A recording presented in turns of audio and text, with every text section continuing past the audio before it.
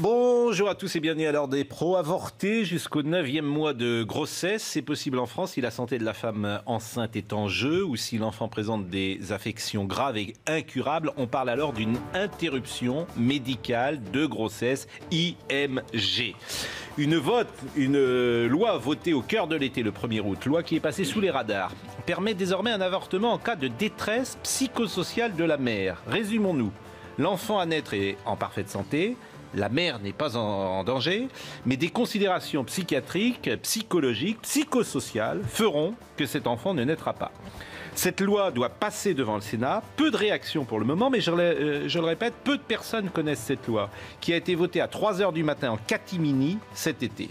Le débat ne fait donc que commencer, et on en parlera tout à l'heure, parce que c'est vrai que j'ai, pour tout vous dire, découvert ça. Ça m'avait échappé durant l'été, et j'ai trouvé ça invraisemblable. Absolument invraisemblable. Donc, on pourra entamer le débat. Je salue Elisabeth Lévy, je salue Gérard Leclerc, je salue Jean Messia, je salue Jacques Séguéla. Aucune réaction sur ce que j'ai dit ? Ah ben on est d'accord, oui, disons, mais vous voulez dire aucune réaction contraire ? Si, si c'est complètement... Moi, je suis comme vous. J'ai découvert cette loi grâce à un article de Gilles William Goldnadel dans le Figaro et je n'arrivais pas à y croire. Et j'ai cherché, j'ai pas trouvé encore dans les débats de l'Assemblée parce que j'aimerais savoir ce qui est passé par la tête des députés qui ont voté un truc pareil. Bon, on sera également avec Brigitte Millot et comme vous le savez, les considérations, il y a des considérations sanitaires qui nous permettent de ne pas être beaucoup autour de ce plateau. Et elle est avec nous dans la rédaction. Je la salue, Brigitte Millot. Elle doit m'entendre et elle pourra intervenir sur ce qu'elle pense de ce sujet. Mais très troublant quand même. Moi, je n'arrive pas... Vous voulez qu'on commence par ça ? Moi, ça m'est égal. Non, ah ben non, mais attendez, franchement... Moi, ça me déstabilise complètement. Bah, c'est le nihilisme, ça s'appelle le nihilisme. Eh ben, écoute, allez, commençons par cela si vous voulez, parce que c'est un sujet qui est effectivement... Pourquoi ça vous perturbe ? Parce que... à quelle heure commence la vie pour un bébé ? Comment peut-on fixer ça ? Est-ce qu'on a le droit de l'étendre jusqu'à 9 mois ? Est-ce que c'est un crime ou est-ce que c'est un acte médical ? Tellement difficile d'y voir clair. Donc, moi, je suis un peu vieux jeu. J'ai 5 enfants de la même femme. Je suis le seul publicitaire à avoir 5 enfants de la même femme. Et je suis tellement prêtre de l'amour. Et dans l'amour, il y a le bébé. On ne peut pas avoir de... Comment interdire à un couple... Brigitte Millot, d'abord un avis médical. Brigitte Millot est avec nous. Tout ça se mélange. On voit, nous avons mis un avortement possible à 9 mois. On a eu cette petite discussion tout à l'heure. Brigitte, vous me dites, c'est pas un avortement. C'est une interruption médicale de grossesse. Oui, mais bon... Non, mais c'est pas ça, c'est qu'il ne faudrait pas mélanger l'interruption volontaire de grossesse, qui est un acte toujours très douloureux, qui est toujours un drame, il faut le rappeler. Hein. Et là, il y a une vraie discussion si on est pour ou contre l'avortement, on ne va pas rentrer là-dedans. Là, on parle de quelque chose qui existe depuis des années, c'est ce que l'on appelle l'interruption médicale de grossesse, qui est pratiquée lorsque le bébé est non viable, voire quand il est mort in utero, ou lorsque la vie de la maman est en danger. Donc voilà les deux indications principales. Élargi, mais c'est de fait un avortement sur le plan médical, qui est pas de... Je dis pas que c'est un IVG, mais sur le plan médical, c'est bien un avortement. Oui, on va effectivement avorter soit par voie médicamenteuse, soit par voie chirurgicale. Oui, dans ce sens-là, c'en est un. Mais il ne faudrait pas confondre IVG et IMG. Voilà, j'entends bien. Mais quel est d'ailleurs votre avis de médecin sur ce sujet ? Mon avis, c'est que j'avoue que j'ai beaucoup de mal à comprendre, puisque ce dont vous parlez, ce n'est plus pour des raisons donc, de santé de l'enfant, de vie de l'enfant ou de vie de la maman. Je crois que je perds mon micro, mais c'est pas grave. Vous m'entendez ou pas ? Voilà, j'avais perdu mon micro. La différence, là, c'est qu'en fait, on est en train de pratiquer, c'est horrible ce que je vais dire, les mots sont durs, hein, mais de médicaliser l'euthanasie d'un fœtus pour pallier aux déficiences, c'est-à-dire à l'incapacité de la société de prendre en charge une détresse psychosociale. Et ça, j'avoue que ça me... Mais même la manière dont vous l'avez précisé, d'ailleurs, dont ça s'est passé. Pourquoi à 3h du matin, le 31 juillet, pourquoi on ne discute pas, pourquoi on n'a pas voulu de consultation, je ne comprends pas bien. Alors, en revanche, je ne critique pas les médecins qui font ça. C'est toujours très douloureux. Hein. D'ailleurs, c'est une mise en place lourde. Il faut qu'il y ait 2 médecins, des psychologues. Enfin, c'est lourd. Mais pourquoi on n'est pas capable de traiter une détresse psychosociale? Merci Brigitte Millot. On va être avec Charlotte Dornelas dans une seconde. Allez-y. Non, un commentaire. Un commentaire. Un commentaire, moi, excusez-moi, ça me paraît vraiment le signe d'une forme de nihilisme et surtout d'un malentendu sur cette question de l'avortement. Parce qu'on est passé du droit des gens qui étaient pour le droit à l'avortement, et je le dis, moi je suis pour le droit à l'avortement, à des gens qui sont pour l'avortement, comme si c'était en soi une fin, si vous voulez, comme si c'était en soi une merveilleuse chose. Je veux dire, je trouve ça, et ça me rappelle quelque chose. Il y a quelques années, Charlotte s'en souviendra certainement, il y a eu sur Arte un documentaire est passé où des femmes parlaient de leur détresse après l'avortement. Eh bien, les féministes sont montées au rideau en disant que c'était horrible de parler de la détresse après l'avortement parce que ça doit être présenté comme une chose absolument banale.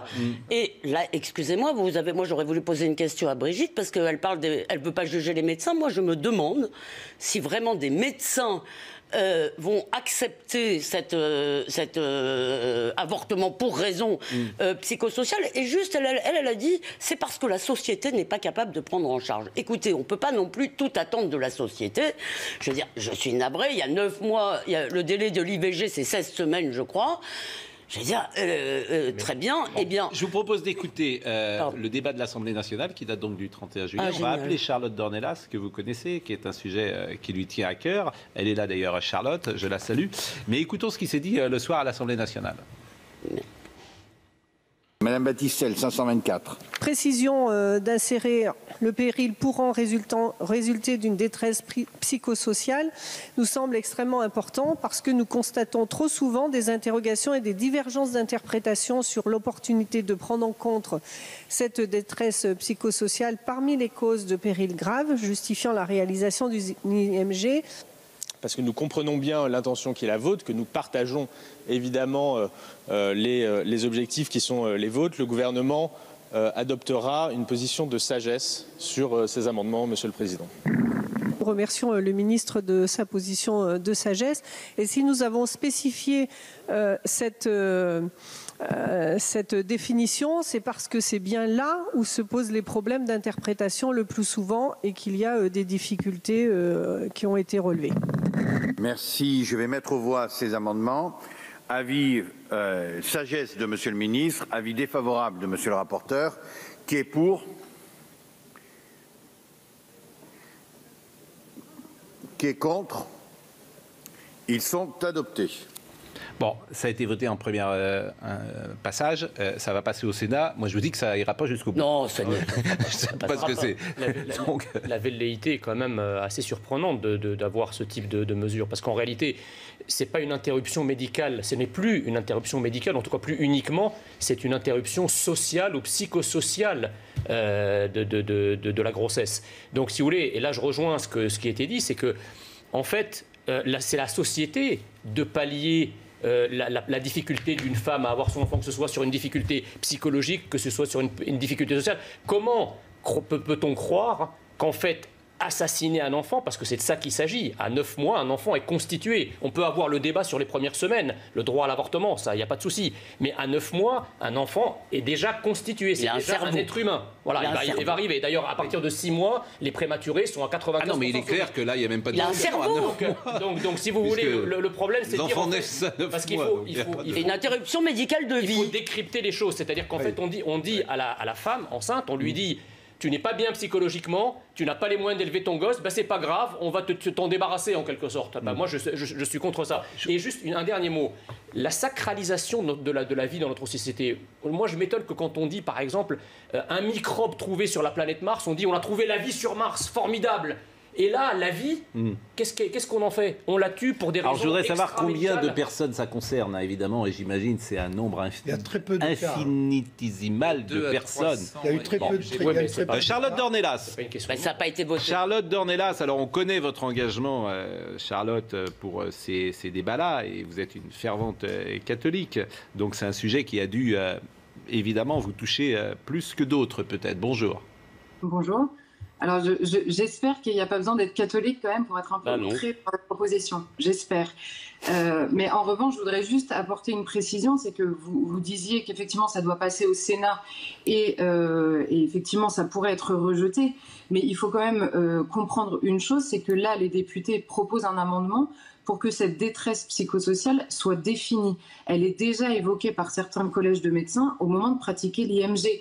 Puisque aujourd'hui, on peut pratiquer donc un avortement jusqu'à 12 semaines sur demande de la mère et un avortement, une interruption médicale de grossesse jusqu'au terme, en cas soit de péril grave pour la mère, soit de malformation ou de maladie incurable pour le fœtus. Donc aujourd'hui, comme il n'y a pas de définition non plus ni de liste des malformations, il y a aujourd'hui plus de 90% des IMG qui sont pratiqués pour motif fœtal, comme on dit, c'est-à-dire la plupart du temps pour handicap. Donc on peut avorter déjà aujourd'hui en France jusqu'au terme de la grossesse si l'enfant à naître est handicapé. Donc moi je suis déjà outrée par ça en fait, parce que si nous sommes choqués par le fait qu'à la veille de la naissance, un enfant dit normal puisse être avorté, l'enfant handicapé, je vois pas bien ce qui ne nous choque pas dans le fait qu'il puisse être avorté à terme. Je vous remercie beaucoup. Moi, j'ai voulu en parler parce que c'est vrai que personne n'en parle pour le coup. Et je pense qu'on va poursuivre le débat ces prochaines semaines. L'avortement, c'est aussi vieux que l'amour. Oui. C'est pas mal que ce soit légiféré à un moment donné, qu'on se réfère à la loi pour se mettre tous dans les mêmes... Non, mais la loi, elle existe depuis fort longtemps. Mais moi, je ne suis pas d'accord avec vous sur une chose. C'est sur la question de la société. Je cite Pierre Charon qui nous écoute. Je cite Pierre Charon qui nous écoute. Pardon. Je cite Pierre Charon qui nous écoute et qu'on va inviter prochainement, qui dit ça ne passera pas au Sénat, m'écrit-il, nous serons plusieurs à arrêter cet amendement ignoble, dit-il. Chère Charlotte, il y a parfois des surprises, je ne sais pas si vous êtes chez vous ou dans votre bureau, mais je ne m'attendais pas à voir un portrait de Zinedine Zidane derrière vous, forcément. Je l'ai pas vu, il y a parfois vous êtes surprenante, chère Charlotte. Non, mais je suis au bureau, mais pas dans le mien. C'est peut-être ça l'explication. Ah, vous êtes dans un bureau qui n'est pas le vôtre, d'accord. Ça, c'est le côté voyeur de Pascal. Mais il est où Zidane, derrière, vous voyez regardez. Ah, ça y est. Non, il est de l'autre côté. De l'autre côté. Charlotte. Voilà. Zinedine Zidane. Bon, Charlotte, on n'a rien à rajouter. On va laisser monter ce sujet dans la société. Et je rajoute juste une chose sur ce que dit Pierre Charon, c'est que c'est un amendement ignoble. C'est évident parce qu'il élargit la possibilité du recours à l'IMG pour, pourquoi pas, violence ou précarité ou beaucoup d'autres choses. Mais aujourd'hui, l'IMG, il faut se poser la question, en fait, la seule question que personne ne pose jamais sur ce terrain, c'est qu'est-ce que l'embryon ? À partir du moment où on ne considère l'avortement que du côté du droit de la femme à disposer de son corps, on est en train de découvrir qu'en fait, dans une grossesse, il y a le corps de la femme, mais il y a aussi l'embryon qui est un corps différent de celui de la femme. Et il faut absolument qu'on ait ce débat de fond qui ne concerne pas forcément ni les droits, ni l'égalité, ni la liberté, mais de savoir ce que c'est que l'embryon vraiment... Sauf qu'il a été tranché en 75 par Simone Veil, ce débat, mais si vous me jusqu'à permettez. 16 semaines. Oui, mais l'embryon. Oui, vous avez raison. Mais je veux dire parce que... Non, mais la position de Charlotte, on la connaît, je peux la comprendre. Mais pour des raisons... Charlotte dit on n'a pas à décider de sa vie, ni de sa mort, ni de sa naissance. Elle a dit quelque chose de très important quand même. Ça. Moi, je ne partage pas cet avis-là, pour tout dire. Elle a dit quelque chose de très important, c'est-à-dire qu'elle a parlé de l'interruption médicale de grossesse pour des enfants handicapés. Et effectivement, je peux comprendre à quel point c'est douloureux pour une famille, à quel point c'est compliqué, mais enfin... Pardon, vous l'arrêtez ? Pardon. Non, mais... C'est quand même pas une question de confort. C'est ça, en fait. Non, et puis le handicap, maintenant, il est quand même décelé suffisamment tôt, quoi. Je veux dire, on n'a pas besoin d'apprendre... C'est pas le même sujet. Là, c'est pour ça que je voudrais qu'on reste vraiment sur ce sujet. Pardonnez-moi de recadrer. Gérard n'a pas dit un mot. Non, parce que tout a été dit. Je suis d'accord avec ce qui a été dit. Simplement, non, le vrai problème, c'est cette notion de détresse psychosociale qui est totalement floue. Exactement, c'est ce qu'on a dit. Vous pouvez mettre tout ce que vous voulez dedans. Et donc, là, effectivement, il y a un vrai problème. Pour le reste, c'est ce qu'on a dit. Je remercie. Il m'a semblé que dans la loi, il y avait quand même quelque chose de positif, c'était les droits de l'enfant. Et les droits de l'enfant à pouvoir connaître un jour l'origine de son père. Et le droit de l'enfant à mourir. Bon, on va suivre ce débat. D'en avoir parlé. Voilà. Je remercie Charlotte. Restez avec nous, chère Brigitte Millot, parce que ce Covid-19, on va être également avec François Braun dans une seconde. Moi, il y a un mot qui me chagrine, c'est ce mot de deuxième vague. Voilà. Est-ce qu'on est dans une deuxième vague ou pas ? Et ça me paraît quand même essentiel. parce que le mot deuxième vague, il est anxiogène. J'entends en permanence des gens dire deuxième vague, deuxième vague, deuxième vague. Et ce matin, vous étiez avec le professeur Toussaint et vous lui avez posé la question. Le professeur Toussaint, il est formidable. Il dit il y avait 10 000 morts au mois de juillet. Il y en a 3 000 aujourd'hui. Bon. Il dit il y a 200 morts hier en Europe. Bon. Il dit toutes les décisions politiques, le toujours plus, ne correspondent pas à la réalité. Même Madrid. Il n'y a pas de deuxième vague, très clair. Il le dit. Donc, Brigitte, mais génial. Non mais ce qu'il y a dans c'est comme vous l'avez dit, il y a le docteur Gentis qui dit l'inverse. Non mais il devrait même. Moi, ce qui m'ennuie, c'est que ce débat, il ne devrait même pas exister en fait, parce que là, pour le coup, il y a des chiffres. Oui, mais là, comme vous le dites, c'est pas nous qui le créons. Mais bien sûr, je suis d'accord. Je suis d'accord. Donc moi, le docteur Braun. Mais il n'y a pas être d'accord ou pas d'accord. Là, c'est des chiffres. Quand on te dit il y a eu 10 000 morts. Gérard Leclerc dit les médecins, mais les médecins, ils sont pas d'accord entre eux. Donc mais moi, j'ai pas d'avis. On dit la même chose. Je n'ai pas d'avis, comme toujours. Mais j'en ai marre. Je veux dire, il y a des chiffres. Donc quand effectivement il y a 10 000 morts au mois de juillet, il y en a 3 000 aujourd'hui, il ne faut pas nous raconter de salade. Le nombre d'hospitalisations en France baisse. Oui, c'est vrai. Alors, il baisse. Le problème, c'est que les mesures politiques... Alors écoutons le professeur Toussaint. Ceux qui disent, c'est à l'argument que vous venez d'évoquer, c'est-à-dire qu'il n'y a pas de morts, ils répondent en disant qu'il y a un décalage. Voilà. Oui, mais c'est le désert des c'est le capitaine Drogo, c'est le désert des Tartares, quoi. C'est exactement ça. Un mort pour 1000 cas positifs. Un mort Drago, c'est 1000. Je sais plus. Un mort pour 1000. Bon, alors écoutons le professeur Toussaint qui était avec vous. Et je crois qu'on va être avec François Braun, qui est président du SAMU Urgence France également. Et puis Brigitte peut rester avec nous aussi. Écoutons. D'hier était de 12 décès en France, ce qui veut dire rapporté au nombre de cas positifs pour une mortalité, une létalité instantanée, ce qui n'a qu'une valeur indicative, mais qui nous dit qu'il y a un décès nouveau pour 1000 tests positifs nouveaux actuellement. On est donc dans une phase qui n'a rien à voir avec celle de mars. Nous avons connu 27 décès samedi. On voit que nous ne sommes pas du tout sur une phase d'explosion exponentielle telle qu'elle avait été annoncée encore il y a 15 jours. Et de la même façon, les hospitalisations ont diminué la semaine dernière. Nous étions à 5450, on est maintenant à 5325. On voit que les hospitalisations diminuent également. Pour l'instant, nous sommes à 12 décès seulement hier. On voit que la seule vague que la France a connue est celle du printemps. La seule vague que la France a connue est celle du printemps. Jacques Séguéla. La nouveauté, c'est que ce n'est plus la même cible. Aujourd'hui, ce sont les jeunes qui sont les plus touchés et qui reviennent chez eux et qui d'ailleurs peuvent infecter leurs parents. Mais on sent que c'est beaucoup moins grave parce que moi, j'ai vécu ça, ma jumelle a eu le Covid. C'est une grosse... C'est moins grave. François Braun est avec nous. François Braun, vous êtes président du SAMU Urgence de France. Et Gérard Leclerc, tout à l'heure, soulignait avec le professeur Toussaint combien nous sommes démunis. Vous l'avez entendu à l'instant, le professeur Toussaint. La seule vague qu'il y a eu en France, c'est le printemps. Il n'y a pas de deuxième vague. Quelle est votre position ? Vous savez, c'est très difficile de parler de vague quand on est encore un petit peu dans l'eau, entre parenthèses. Si on veut garder cette comparaison aquatique, je dirais qu'il n'y a peut-être pas de deuxième vague, mais en tout cas, ce qui est certain, c'est que la marée est en train de monter et le nombre de cas augmente quotidiennement. Et le nombre de cas augmente, mais le nombre de décès n'augmente pas. Il aurait même tendance à diminuer. Le professeur Toussaint disait 10 000 cas morts dans le monde au mois de juillet, il y en a 3 000 hier. Oui, je pense que sur les décès, il faut être aussi prudent, hein. Nous sommes encore dans une période où on a des contaminations. On commence à avoir des patients qui reviennent en réanimation depuis une dizaine de jours, une quinzaine de jours. Heureusement, les gens ne meurent pas tout de suite. Donc, restons prudents. Peut-être qu'au début, au mois de mars, on a pensé tous mourir et c'était très certainement excessif. Maintenant, ce n'est pas une grippette non plus, hein. C'est quand même une maladie qui est potentiellement grave et qui tue. Bon, je vous rassure, personne, moi, j'ai pas pensé qu'on allait tous mourir, monsieur Braun. Je ne l'ai pas même pensé une seconde, mais ce que vous dites même m'interpelle pour tout vous dire. Bon, votre position à vous, c'est ça qui m'intéresse, le médecin que vous êtes. Est-ce que vous dites, avec le masque, les distances sociales, les gestes barrières, ça suffit et on n'aura pas de soucis, c'est ce que dit Martin Blachier, ou est-ce que vous dites le gouvernement ne va pas assez loin et il faut fermer les bars, il faut fermer les théâtres, il faut fermer les cafés, il faut interdire tous les rassemblements? Les mesures barrières sont vraiment l'élément le plus essentiel. Masque, distanciation, lavage de mains.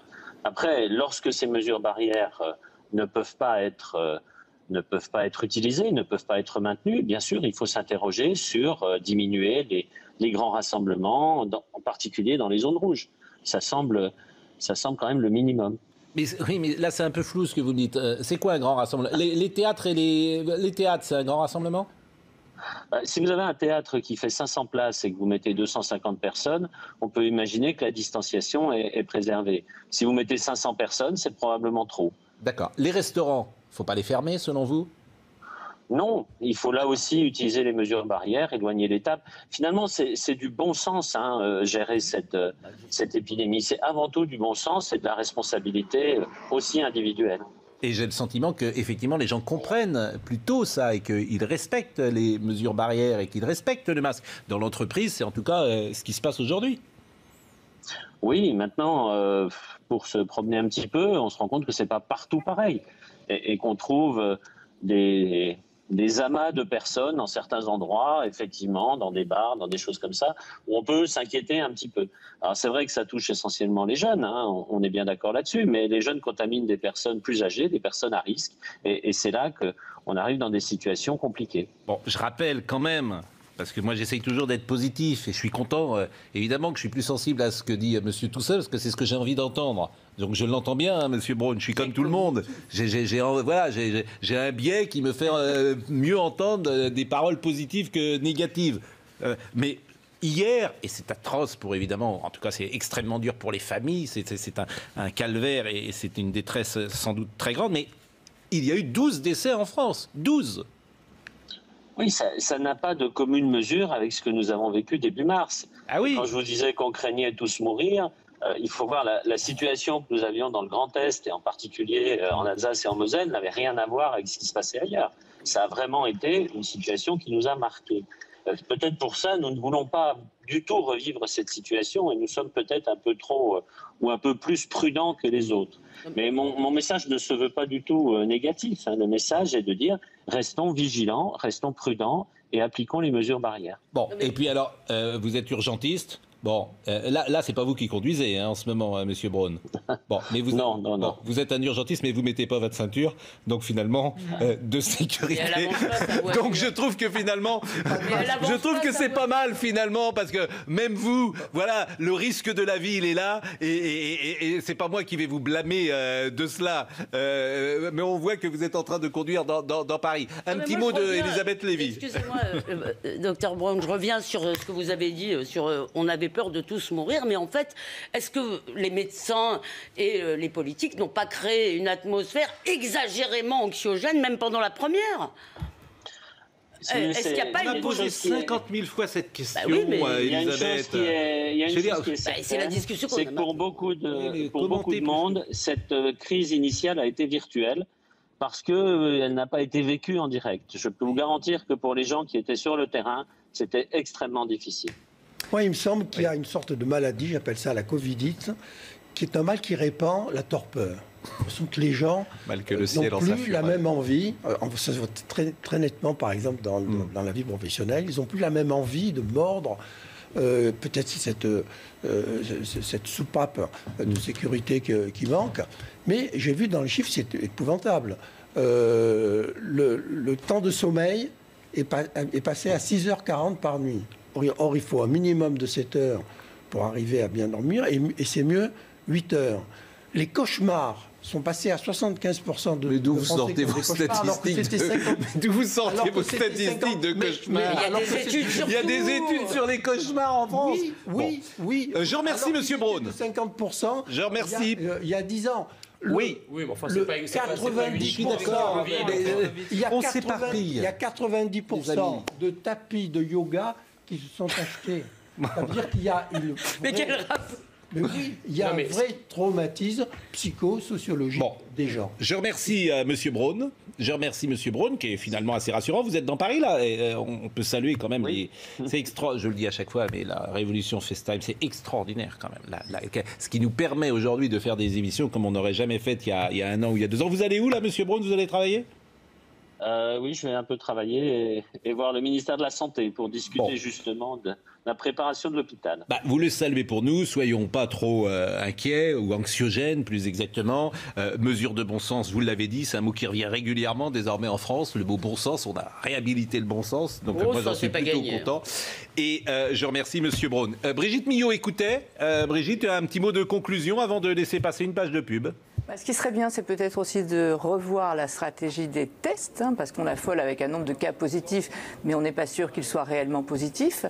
Et surtout, peut-être commencer à anticiper, parce qu'on nous avait parlé d'une augmentation du nombre de lits, d'une augmentation du nombre de respirateurs, même si la prise en charge s'est énormément améliorée, avec les manières, maintenant on met une oxygénothérapie, on essaye de limiter les intubations, on met des anticoagulants, on utilise la cortisone, donc la mortalité en réanimation a nettement diminué, mais il faudrait déjà anticiper s'il y avait une recrudescence, ce serait important. Je vous remercie grandement, chère Brigitte, et j'espère pouvoir vous voir sur ce plateau, parce que vous êtes dans les étages.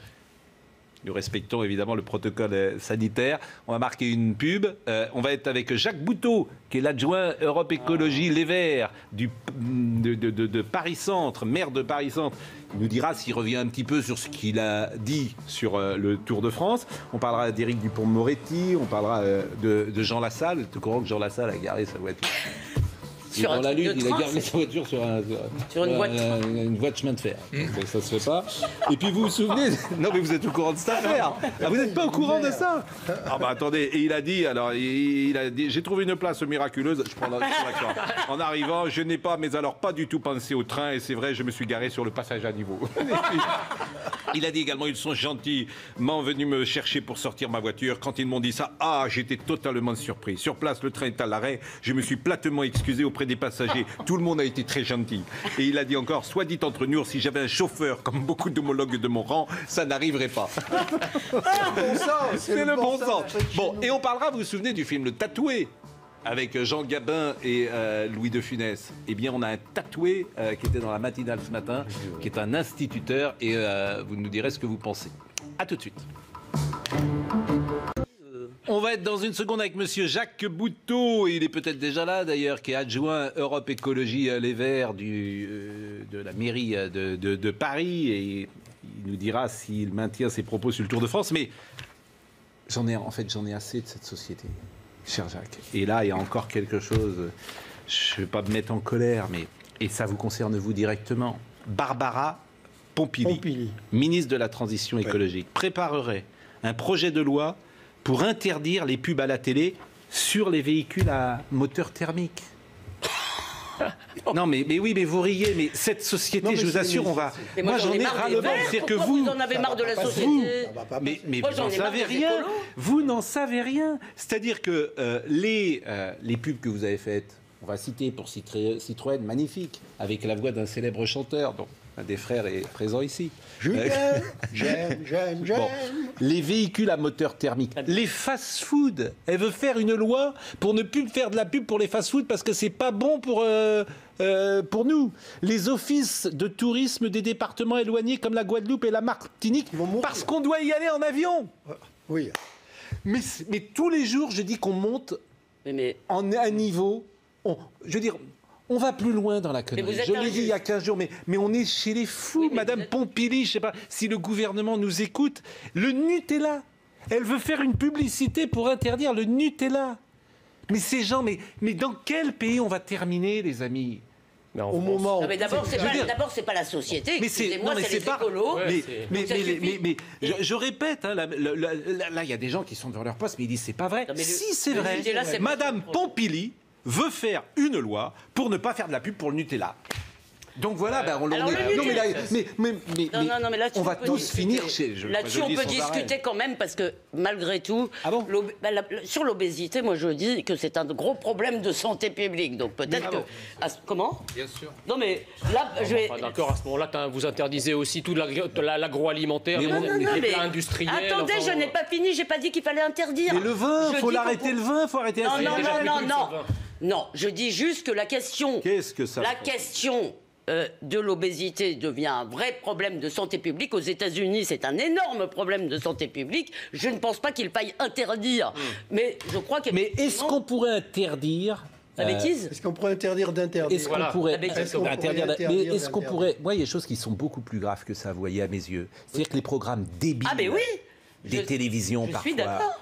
Je veux dire, et les films sauts, et les émissions, je trouve ça tellement plus grave que de manger du Nutella. Pascal, vous avez raison sur une chose. Les gens se préoccupent beaucoup plus de ce qu'ils mettent dans leur assiette que de ce qu'ils mettent dans leur cerveau. Non, mais moi, vous avez parfaitement raison. Je suis très étonné par la position d'Elisabeth Lévy, n'est-ce pas ? Il ne faut pas interdire l'avion. Je n'ai pas dit qu'il fallait interdire. Non, mais vous avez toujours dit qu'il fallait responsabiliser les gens par rapport au Covid, par exemple, que les gens étaient des adultes, qu'il fallait qu'ils fassent preuve de bon sens, etc. Et là, subitement, vous êtes en train de dire, ah ben non, il faut faire attention à ci, à ça, il ne faut pas interdire. Monsieur Bouteau est là. Je comprends pas. Monsieur Bouteau est là. Alors que Gérard Leclerc a décidé de jouer Bernardo sur notre plateau. Il ne veut plus parler. Il ne veut plus parler. Il est levé depuis 3h du matin. Il ne veut plus parler. Donner la parole, je parle. Mais, les autres. Mais vous êtes d'accord pour interdire la pub pour le Nutella ou pas ? Oui ou non ? Pas les interdictions. Bon, d'accord. Merci. Vous me faites plaisir. Monsieur Bouteau est là. Monsieur Bouteau, vous allez bien ? Ouais, pas trop mal, et vous ? D'abord, ça me fait plaisir que vous soyez avec nous. Je vous ai eu hier, j'ai essayé de vous convaincre. Je vous ai dit au téléphone hier, en fait, vous devriez venir parce que je suis sûr que vous ne pensez pas vraiment ce que vous avez dit. Voilà ce que j'ai dit. Bon, j'ai dit, je pense que vous avez un peu exagéré parce que voilà, vous êtes un peu provocateur, etc. En fait, vous voulez le sauver ? Mais oui, parce que M. Bouteau, je ne le connais pas, mais je suis sûr que c'est un homme sympathique. Bon, je vais vous faire réécouter ce que vous avez dit et qui a déclenché, mais alors là... Et puis comme je connais un peu le cyclisme, je lui ai dit, on ne peut pas généraliser, tout le monde n'est pas dans le même sac, l'UCI fait des efforts, etc. Christian Prudhomme, c'est un homme remarquable, le directeur du Tour. Donc écoutons d'abord ce que vous avez dit, c'était vendredi sur le plateau de Julien Pasquet. Il le dit, Christian Prudhomme.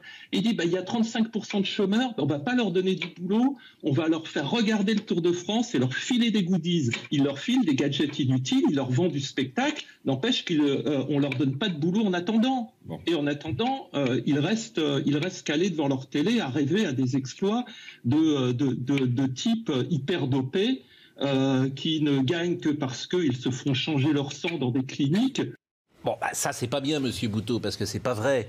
D'abord, il y a des contrôles tous les jours. Vous pouvez pas généraliser, jeter l'opprobre sur tous les cyclistes de cette manière-là. Et j'imagine que vous regrettez vos propos de vendredi.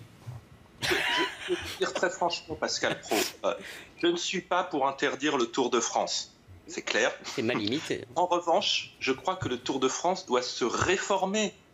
Le Tour de France, c'est aujourd'hui l'un des événements sportifs les plus polluants au monde. Son empreinte carbone est quasiment celle des Jeux Olympiques, légèrement inférieure. Donc, si le Tour de France n'est pas capable de se réformer, eh bien, il ne va pas être en phase avec le plan climat de la France. Non, mais ça, c'est encore autre chose. Moi, pourquoi vous avez dit que tous les sportifs tous les cyclistes étaient dopés? Vous n'en savez rien. Mais je peux vous dire en tout cas. Est-ce qu'il faut être à jeun pour gagner le Tour de France? Non. On verra par la suite, mais ces deux coureurs slovènes qui étaient inconnus des grands sports du cyclisme il y a à peine quelques années. Il a 21 ans, évidemment qu'il était inconnu il y a quelques années. C'est le plus jeune coureur de l'histoire.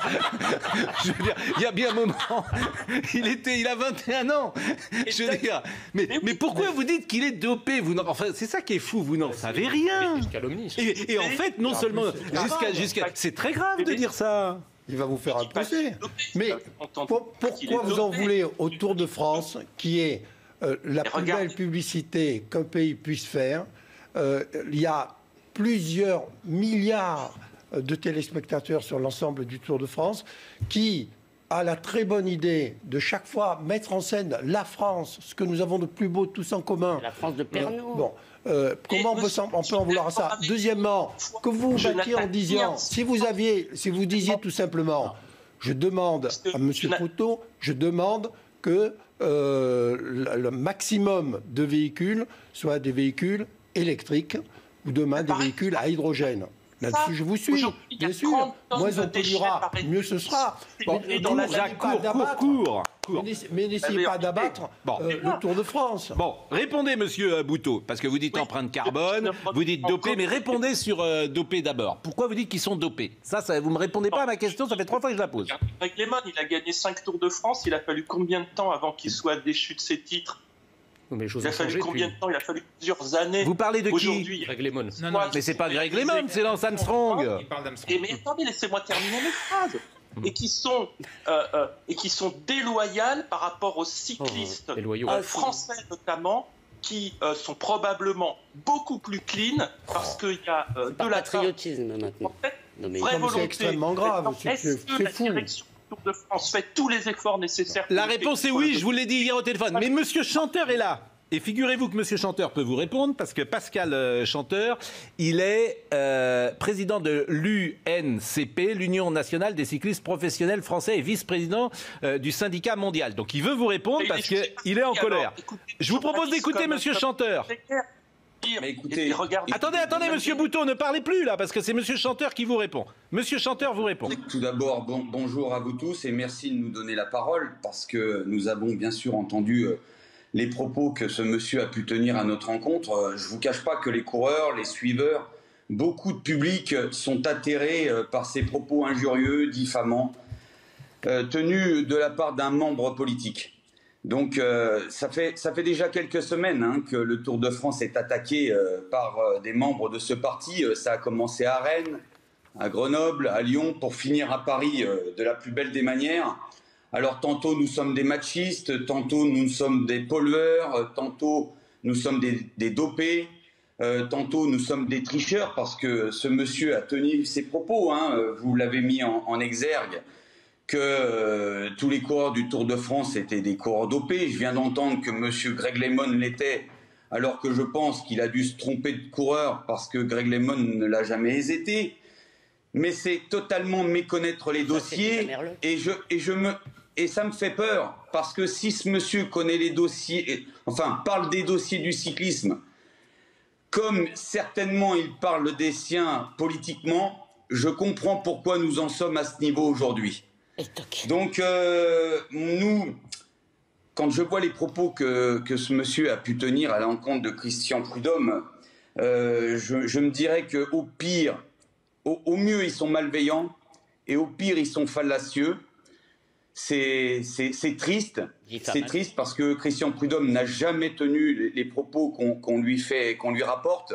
Il était plutôt à exprimer l'honneur qu'un certain nombre de citoyens des villes traversées pouvaient avoir, en sachant que pour beaucoup, dans certaines villes, ont des difficultés au quotidien. C'est ça qu'il a voulu mettre en avant.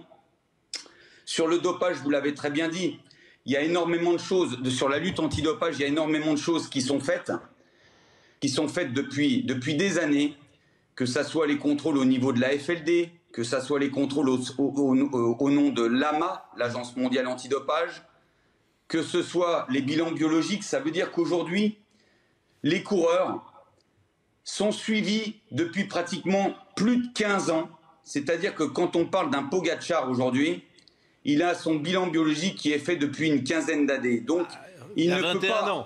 Mais bon, on a compris ce que vous voulez dire, monsieur Chanteur, et on va conclure sur ce débat, et je voulais vraiment vous donner la parole. Ouais, mais... Non, mais rapidement, les écologistes sont quand même fabuleux, parce qu'ils donnent toujours des leçons à la terre entière en matière d'empreinte carbone, etc. Je ne vous ai pas vu supprimer la flotte de véhicules de la mairie de Paris, par exemple. C'est-à-dire commencer par donner, vous, l'exemple. La deuxième chose, c'est que vous rétrécissez les chaussées partout, vous emmerdez la terre entière en en obligeant tout le monde à faire du vélo. Et quand on vous parle du Tour de France, qui est celui du vélo de la petite reine, vous nous expliquez que finalement le Tour de France n'est pas bon. Alors ce qui vous embête dans le Tour de France, c'est pas le Tour, c'est la France. Voilà. Donc dites-le, que ce soit au vu et au su de tout le monde, plutôt que de venir administrer des leçons et de dire des choses d'abord diffamatoires, calomnieuses, qui insultent les Français, qui insultent l'une des institutions que tous les Français et même au-delà affectionnent. Commencez par vous, en ce domaine comme en d'autres, donnez l'exemple. Allez à pied, liquidez la flotte de véhicules de la mairie de Paris et ensuite... Mais répétez pas 2 fois les mêmes choses, on perd un temps fou, vous l'avez dit. Monsieur Bouteau, le sapin de Noël, c'est Bordeaux. Grégory Doucet, c'est le Tour de France. Vous, c'est aussi le Tour. C'est vrai que vous attaquez les fondamentaux de notre société.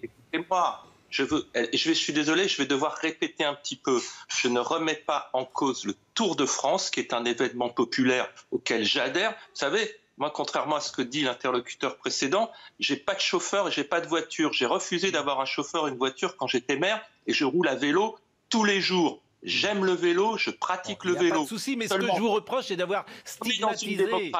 Est-ce qu'on peut interroger, est-ce qu'on peut questionner la façon dont le Tour de France se déroule aujourd'hui à l'aune du réchauffement climatique ou pas? Non. Manifestement, la réponse est non, ça n'a pas de sens. Si vous voulez mon avis, ça n'a pas de sens au nom du réchauffement climatique. Parce que à ce moment-là, arrêtons tout. On arrête les grands prix de Formule 1, on arrête les avions, on arrête les trains, et puis voilà, on arrête tout. Mais il y a quand même, excusez-moi, Monsieur Bouteau, mais moi je suis désolée, il y a quand même un mépris de classe dans votre affaire, parce que vous êtes le parti maintenant des urbains aisés. D'ailleurs, vous dirigez toutes les villes les plus riches de France, si vous voulez, et vous n'aimez pas la France des bistrots. Et d'ailleurs, Isabelle Saporta, qui à mon avis n'est pas anti-écolo, qui fait partie de votre parti, je crois, je veux dire, dit exactement la même chose. Et elle ajoute qu'avec une idée à la con par jour comme ça, vous n'êtes pas rendu, ce dont je me réjouis d'ailleurs. Jacques Séguéla, et après Monsieur Bouteau répond. Si l'homme de communication que je suis peut vous donner un conseil, arrêtez de parler. Vous décrédibilisez complètement la voie politique. Vous vous rendez compte des horreurs? Monsieur Bouteau répond. Monsieur Bouteau répond. Ah, je vous envie pas. Si nous sommes élus, nous les écologistes, c'est pas pour continuer the business as usual, c'est pour interroger la façon dont marchent les choses et les questionner dans le cadre d'un débat démocratique. Donc on va arrêter de s'insulter et on va se dire, est-ce que le Tour de France a une empreinte carbone importante? Oui. Est-ce qu'on peut le changer? Oui.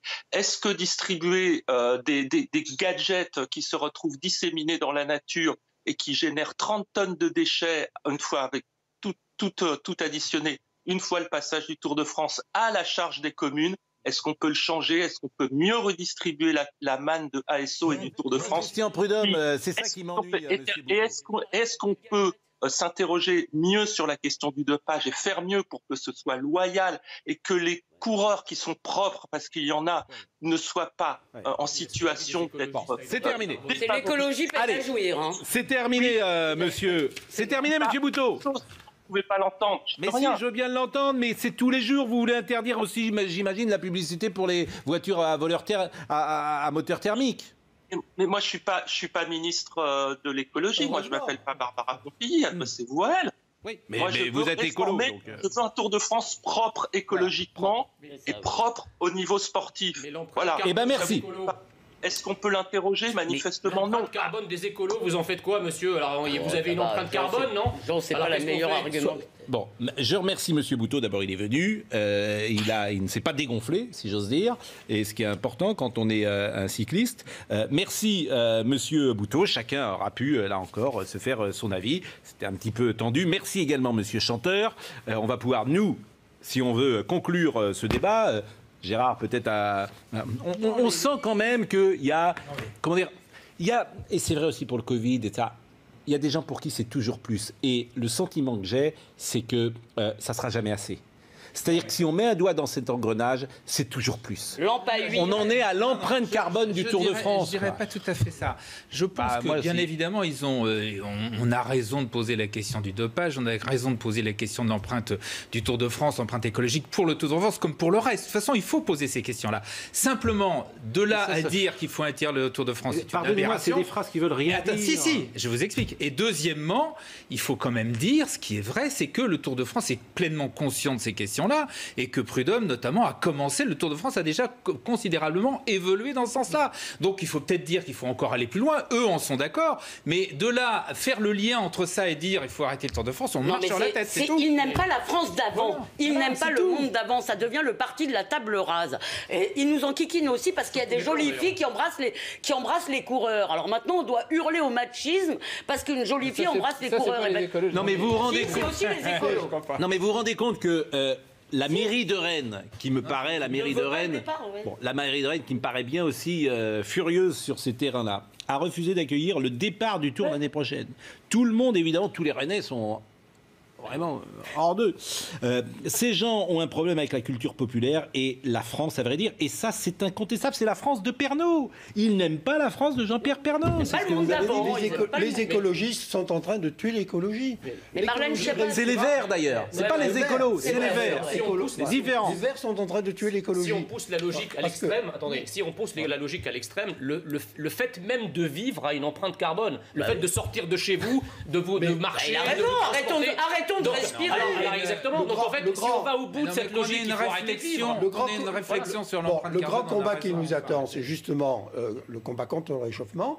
Si tous les terriens et d'abord tous les Français ne se mettent pas tous ensemble pour essayer d'avoir des gestes barrières de l'écologie, l'écologie sera populaire ou ne sera pas. Son discours est complètement... Mais Marlène Schiappa l'a très bien dit. Elle a dit, vous voulez vous en prendre à tout ce que les gens aiment, à tout ce qui fait plaisir aux gens. C'est l'écologie peine à jouir. Dernier argument, en fait, la France, il faut quand même le rappeler, la France est un pays particulièrement vertueux sur le plan écologique. C'est pas là où il y a des gains. L'écologie, c'est quelque chose de planétaire. Tout le monde doit faire attention, tout le monde doit faire des efforts. Attendez, Gérard Leclerc, c'est quelque chose de planétaire, c'est-à-dire que oui, mais bien sûr. Pour le coup, il n'y a pas de frontières. On n'est pas les plus mauvais élèves. Ça n'empêche que. Laissez-moi finir. Je dis simplement que s'il y a bien un domaine où les frontières sont totalement non pertinentes, c'est bien l'écologie, parce que c'est une atmosphère transnationale, si je puis dire. Donc en fait, les efforts ne sont pas à faire dans les pays qui sont déjà vertueux, et nous le sommes grâce au nucléaire. Les écologistes n'en parlent jamais. Et maintenant, si on veut faire des efforts, on peut toujours faire des efforts à la marge. Mais non, mais on peut toujours faire des efforts à la marge. Mais tout le monde en fait. Le problème, c'est les efforts, c'est pour les autres. Parce que moi, tout le monde doit en faire. Mais qu'est-ce que vous faites vous comme effort? Qu'est-ce que je fais moi comme effort, par exemple? Je sais rien. Et vous, qu'est-ce que vous faites comme effort? J'en fais pas assez, j'en fais un petit peu. Je prends davantage le métro dans la journée. Je mange quasiment plus de viande. Je fais quelques efforts. Moi, je suis comme toi. Alors, vous avez intégré le fait de ne pas manger de viande pour le réchauffement climatique. Les marges de progrès se situent en Inde. Et donc, vous voulez tuer les vaches? En revanche, je suis pas. Arrêtez, moi, je me présente pas du tout comme quelqu'un d'exemplaire. Je dis qu'à mon niveau, j'essaye de faire quelques efforts. Voilà, je fais le tri maintenant systématique, etc. Mais excusez-moi. Et heureusement, je pense que chacun doit. Pourquoi les écologistes n'ont pas un plan ambitieux de rénovation de nos centrales nucléaires, par exemple, qui permet une énergie décarbonée et qui participe à la propreté du climat et de l'atmosphère? C'est précisément là où ils veulent qu'on n'investisse pas pour sortir les centrales à charbon qui sont 3 fois plus polluantes. Donc c'est totalement on a incohérent, fermé Fessenheim, ce qui est une aberration. C'est débile. Pour faire plaisir à Madame Merkel, qui avait fermé elle-même 7 ou 8 centrales. C'était sous Hollande que la décision a été prise. Il n'y a pas un incident nucléaire en France et ça coûte moins cher. Une fois que tu as dit ça, ça devrait être terminé. Le débat devrait être terminé. Il ne l'est pas. Parce que la technologie nucléaire est éminemment une technologie d'excellence française. Et on en revient toujours au même. Le nucléaire est exporté par la France à travers la planète entière. C'est une filière qui a 40 ans que nous maîtrisons parfaitement. Effectivement, comme c'est français, il faut le supprimer. Ce qui m'inquiète, c'est que les gens suivent. Parce que nous, on est d'une certaine manière, c'est aussi générationnel. Les gens de 20 ou 25 ans, ils ne pensent pas forcément comme nous. Et le monde de demain, pour ça aussi, il me fait peur. Mais Jacques Séguéla. En plus, les centrales, elles fonctionnent 24 heures sur 24. Parce que l'éolien ou le solaire, il fonctionne quand il y a du vent ou quand il y a du soleil. Donc, c'est fatalement les meilleures énergies du monde. Évidemment. Et c'est nous, en plus, qui en sont les inventeurs. Évidemment, et ça coûte 2 fois moins cher. Et surtout, c'est horrible l'éolien. Mais c'est horrible, évidemment. C'est la pire. Évidemment, mettez ça sur la montagne. Comment ça s'appelle, la montagne Sainte-Victoire? Mais c'est un scandale. Mais c'est un scandale. Incroyable, incroyable. Ils Moi, s'en je vais foutent pas. de notre patrimoine. Non, mais on va pas faire de l'indignation tous les jours. Il y a un rapport au passé, à notre patrimoine. Il y en a marre. Terrible. Il y en a marre. Ils devraient être conservateurs, ces gens. Il y en a marre. Mais le pire, là, alors là, Madame Pompili, alors là, les véhicules à moteur thermique, elle veut interdire. C'est-à-dire qu'en fait, comme c'est une source, parce qu'il faut bien voir les conséquences pour les radios, pour les télévisions, c'est des enjeux énormes. Puisque les publicités de voitures, c'est une des ressources numéro 1 des télés et des radios. Ils veulent tout fermer. Et pour les 7 millions de salariés. Et voilà, c'est terminé. C'est terminé, Madame Pompili. Qu'est-ce que vous voulez que je vous dise? N'oublions pas qu'on a devant nous une crise économique qui démarre, qui va être tragique. C'est pas le moment de la priver de la publicité. Mais ils s'en fichent.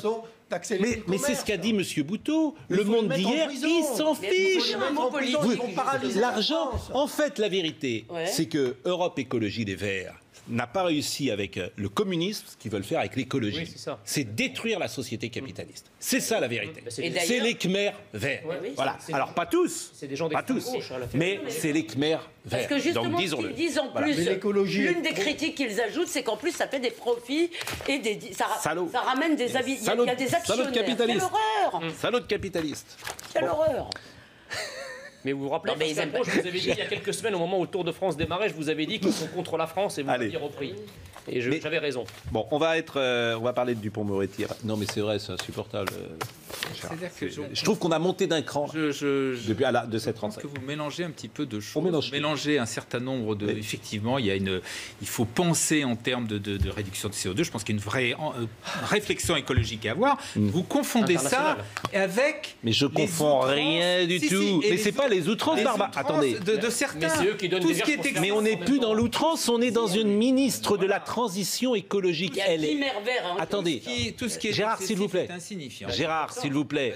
C'est pas je veux dire ça. Alors, mais Gérard, s'il vous plaît, vous dites outrance. Elle est ministre, Madame Pompili. Bon, c'est une outrance de supprimer la pub pour les véhicules à moteur thermique. Vous me rassurez. Ah oui. Mais c'est ce qu'elle veut. Et les fast-foods, c'est une outrance aussi. Les fast-food, là-dessus, je pense qu'effectivement, il faut avoir une vraie politique de santé et qu'il y a un gros problème d'obésité. Il faut les fermer alors. Pas forcément les fermer, mais il faut inciter. Mais je veux dire que ça existe déjà. Allez, on va passer déjà, par exemple, pour les enfants, on n'a pas le droit de faire, je parle sous le contrôle de Jacques Séguéla, qui en est mieux que la pub que moi, on n'a pas le droit de faire de la pub dans certains programmes. Moi, je suis fatigué. Sur les chocolats. C'est normal, la publicité. Je suis fatigué. Et en plus, toutes les publicités. Mais je dis pas qu'il faut interdire toutes les pubs. Un tout petit rappel en disant. Bouger, avancer. Allez, la pub. Non, la pub, s'il vous plaît. La pub, à tout de suite. Alors, nous avons plein de sujets aujourd'hui que je voulais vous soumettre, et notamment cette affaire de Sylvain. Vous savez qui est Sylvain? Sylvain le tatoué, qui est un instituteur, et vous l'avez peut-être découvert dans la matinale ce matin. Il est tatoué des pieds jusqu'à la tête, 100%. Et tout le visage est tatoué. Et il est instituteur. Oui. C'est ça qui est extraordinaire. C'est extraordinaire. Il ne fait pas peur aux enfants. C'est ce qu'il dit. Moi, j'ai entendu ce matin à 6h du matin. Regardez. Sur la chaîne. Quand même... je souris, mais bon, pardonnez-moi. D'abord, il a le droit de se tatouer. Vous laisseriez vos enfants avec cet instituteur, vous il a le droit de se tatouer. Chacun a le droit de... Est-ce qu'il a le droit de se tatouer et d'aller à l'école comme ça? Et oui, il a le droit. Il est prof depuis des années. Alors, voyons le sujet de Jeanne Cancard. Et puis, vous allez me dire, il a 35 ans. Il est considéré comme le plus tatoué de France. Il est aussi professeur des écoles en Essonne. Écoutons le sujet. Freaky Woody, star dans l'univers du tatouage, a son corps entièrement recouvert. Même ses yeux sont colorés par l'encre. Quand il n'est pas dans un salon de tatouage, Sylvain, 35 ans, est aussi professeur remplaçant en Essonne. Violette se souvient de la première fois qu'elle a vu son instituteur. On n'avait pas l'habitude et puis souvent, même par rapport au film et tout, dès que tu vois quelqu'un avec beaucoup de tatouages, direct tu dis oh il est méchant et tout, il revient de prison, alors que pas du tout. Pour cette famille, les tatouages de ce professeur ne sont pas un problème. Comme il avait des fleurs, il y avait des filles qui voulaient des fleurs. Chacun fait ce qu'il veut au niveau de son apparence. Vous voyez, moi j'ai des dreads, je travaille en finance et pourtant voilà, les gens m'apprécient bien. Sylvain est maître d'école depuis 12 ans. D'abord instituteur en maternelle, l'homme considéré comme l'un des plus tatoués du monde exerce uniquement en primaire depuis 1 an, après un différend avec des parents d'élèves. Des critiques sur son physique, encore présentes chez certains. Je sais qu'il y avait eu un petit peu une polémique par rapport à ça, qu'il soit tatoué, que ça faisait peur aux enfants. C'est pas des tatouages qui font la personne, ni le prof d'ailleurs. Sylvain ne compte pas s'arrêter là. Le professeur va recouvrir son corps d'une 2e couche de tatouage. Alors, il était avec nous ce matin chez Romain Desarbres et la première question qu'on lui a posée, forcément, c'est est-ce que vous faites peur aux enfants ? Ça dépend. Effectivement, chez les tout petits, par exemple, les petites sections qui ont 3 ans, ils ne savent déjà pas ce que c'est que l'école, ils ne savent pas ce que c'est qu'être en groupe. Donc là, certains peuvent effectivement faire les grands yeux au début, mais très rapidement, au bout de quelques minutes, une fois que je commence à leur parler, tout s'arrange. Chez les grands, il n'y a aucun problème parce qu'en général, en plus, ils me connaissent, ils m'ont déjà vu à la télé, dans des films, dans des séries, leurs parents m'ont déjà parlé d'eux et comme ça fait 12 ans que je suis enseignant, j'ai déjà eu les grands frères et les grandes sœurs. Donc plus les enfants sont petits, moins bien ils sont susceptibles de réagir, mais c'est 1 ou 2 sur 1000, 2000. Bon, quel est votre sentiment là-dessus? Moi, je suis très partagé. C'est un acteur qui joue dans des séries, qui joue dans des films. Alors qu'il enseigne pas. Moi, pour rien au monde, je me ferais tatouer, mais parce mais c'est pas la question. Mais si vous avez des enfants, non, mais... La question, est-ce que tu enverrais tes enfants dans sa... Pour rien au monde, je me ferais tatouer, mais je trouve assez formidable d'arriver à ce niveau de tatouage. Bon, est-ce que ça pose un problème pour les enfants? C'est la liberté totale. D'accord. Et finalement, je pense que ça égaye quand même. Ah oui, et comment on va demander aux enfants de prendre... Pourquoi on peut demander aux enfants d'avoir une tenue correcte? Ça, c'est la première chose. La deuxième chose, la liberté individuelle, c'est très bien, mais ça ne peut pas être seulement le seul truc où chacun fait ce qu'il veut. À ce moment-là, je peux venir... Jacques, pardon. À ce moment-là, je peux venir nu à l'émission parce que j'ai envie d'être nu. Ah oui. Non, mais merci, mais...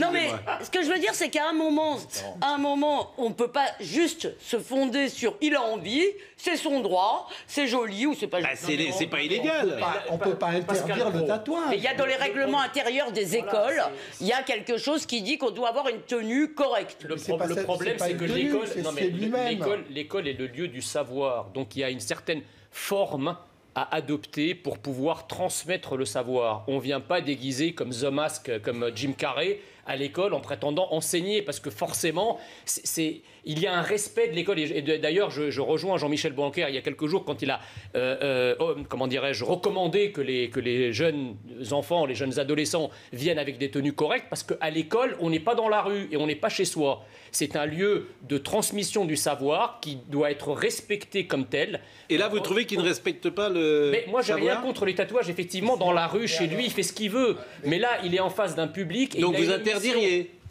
Je trouve que c'est pas correct, effectivement. Non, mais vous interdiriez? Je vais pas l'interdire, mais j'ai le droit d'être contre. Voilà. Ça pose le problème du lien entre l'enseignant et l'élève. Si ça peut créer, et notamment chez les plus jeunes, parce qu'il enseigne chez des jeunes, une difficulté dans ce lien, parce que c'est vrai qu'il y a des enfants qui peuvent avoir peur, qui peuvent quelque part être choqués, qui peuvent tout ça.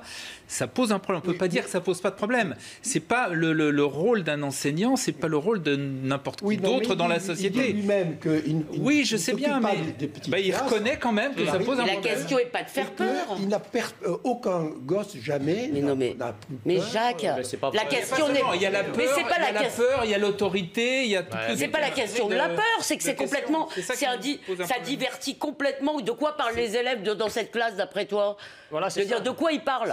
Tu crois qu'ils parlent de l'histoire qu'il va transmettre? Il va en parler une fois, puis après il passe en. Mais c'est pas vrai. Et par ailleurs, moi j'aimerais. Vous m'avez pas répondu, Pascal. Répondez-moi. Est-ce que vous auriez envoyé vos filles dans la classe de cet institut? Ah, la réponse est oui. Oui. Moi, j'aurais pas effectivement. Mais ce qui est marrant, c'est qu'il est institut depuis 12 ans. Et non, j'aurais envoyé mes filles parce que je leur aurais dit, écoute, c'est la vie, voilà, c'est la vie, ça dépend de c'est la vie. Ça dépend de l'âge. Et par ailleurs, il y a des choses, oui, il y a des choses que je trouve plus graves. Ça m'interpelle, évidemment. Parce que personne ne lui a demandé pourquoi. Mais je dirais pas à mes enfants, tu vas pas voir un monsieur qui est tatoué. Je leur dirais, si t'as peur 10 secondes, et puis voilà. Écoutons le deuxième passage de monsieur tatoué. La plupart des parents qui se plaignent, ce sont des parents d'enfants que je n'ai pas eu en classe. les parents d'enfants que j'ai eu en classe, tout se passe bien. Il suffit que je sois présenté, que j'enseigne pour qu'on voit que je suis quelqu'un de normal, qui parle un français châtié et qui fait bien son métier. Avant, je le remplaçais en maternelle et en élémentaire, et maintenant, je ne remplace plus qu'en élémentaire. L'inspection académique ne veut absolument prendre aucun risque, elle ne veut recevoir aucune lettre de plainte, donc pour éviter ceci, un compromis a été trouvé, et je ne remplace qu'en élémentaire, donc du CP au CM2. Moi, je suis sûr que les enfants, d'ailleurs, au bout du compte, si ça se trouve, ils doivent être plutôt contents parce qu'ils ont un prof que les autres n'ont pas. Ça leur fera des souvenirs, si vous voulez. C'est pas dramatique parce que c'est Mais c'est ce que les enfants voient dans leur série tous les jours. C'est ce que les enfants voient à la télévision. Ça fait 10 ans que ça dure. C'est ce qu'ils aiment dans les jours. Il n'y a pas de traumatisme, ça fait 10 ans que ça dure. C'est même une question de traumatisme. Moi, je suis sensible à l'argument de Jean sur le fait que éduquer, c'est former, si vous voulez, et qu'effectivement, il y a un respect d'un certain nombre de règles qu'on demande aux enfants. Vous ne pouvez pas aller à l'école en micro-short. C'est pas pareil. C'est pire, pourquoi pas aller déguisé en Zorro ou en Spider-Man tant qu'on y est. Enfin bon, c'est pas un cirque. Et il y a une chose qui m'intrigue, mais apparemment on lui a pas demandé. J'aimerais comprendre en fait. Mais c'est son problème. D'accord, mais puisqu'il le montre, c'est que puisqu'il le montre corporelle. C'est la liberté. J'ai pas dit qu'il avait pas le droit de le faire. C'est assez simple à comprendre. Hein. C'est l'école. Qu'on veuille se couvrir l'ensemble du corps. Ah ben c'est assez simple à comprendre. Hein. Ça, franchement, il n'y a pas besoin d'être psychanalyste pour faire ça. Oui. Moi, ça m'étonne, cette génération. Écoutez, c'est simple, hein, c'est regardez-moi, voilà. Regardez-moi, je suis vivant, je suis là. Ouais, vous pouvez vous habiller en orange fluo, mettre un truc sur la tête. C'est là, les gens. Ah oui, il a fait son métier. Les gens sont ce qu'ils font. Quelqu'un qui se tatoue des pieds jusqu'à la tête, il a envie qu'on le remarque. Point. C'est assez simple. Hein. On n'a pas besoin de. Voilà. Et d'ailleurs, et pourquoi pas d'ailleurs. Et pourquoi pas. Mais c'est vrai pour un comédien, c'est vrai pour un chanteur, c'est vrai pour un homme politique, c'est vrai pour un artiste, c'est vrai pour un présentateur de télé, pourquoi pas.